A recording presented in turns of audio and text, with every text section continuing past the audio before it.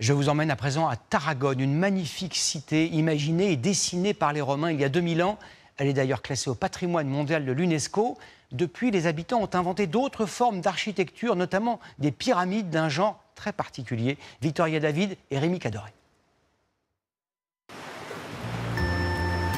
Par endroits, la Côte Dorée semble inexplorée.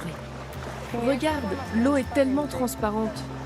La région de Tarragone offre des criques sauvages, à quelques pas de ruelles chargées d'histoire, où Jules César veille sur les gladiateurs des temps modernes. On l'a fait hier, tu t'en rappelles? Tu montes doucement, tu te places bien, puis tu descends quand on te le dit. C'est tout, ok?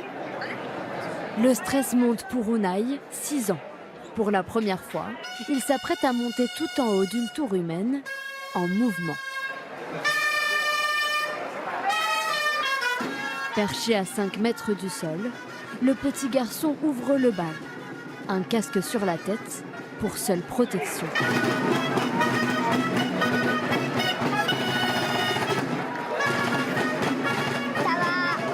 Ça tremblait beaucoup. J'ai cru que j'allais tomber. Mais finalement, j'ai dit ouf et ça a été. Je suis content d'avoir réussi quelque chose que je n'avais jamais fait. Ce jour-là, 200 athlètes de 6 à 82 ans se sont donné rendez-vous. On s'enroule dans la faja. C'est un tissu qui nous protège le dos et qui nous permet de caler les pieds et de grimper les uns sur les autres sans glisser.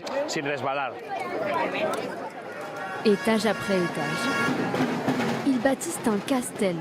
5e étage. Un château fragile de près de 10 mètres de haut. Un sport de compétition né ici au XVIIIe siècle, où chaque geste est parfaitement maîtrisé. On fait beaucoup de répétitions. On construit 40 à 50 châteaux chaque semaine à l'entraînement. On a peur que la tour tombe. Il y a du suspense, donc forcément, on attend que le petit lève le bras et sans faillir.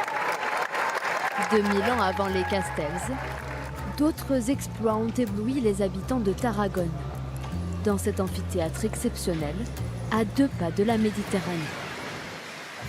On pense qu'il a été construit près de la mer pour pouvoir débarquer facilement les animaux sauvages et éviter que les lions et les tigres ne s'échappent dans la ville. Construit en 120 après Jésus-Christ, l'édifice pouvait accueillir 14 000 spectateurs.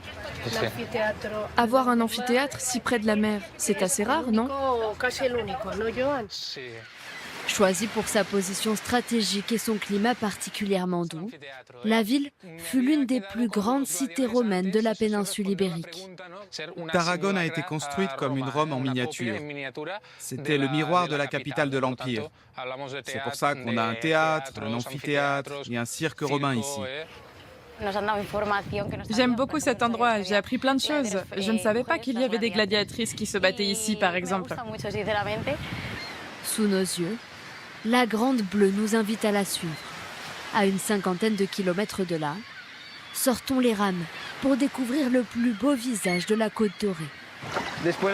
Derrière ces rochers, vous pouvez voir des grottes.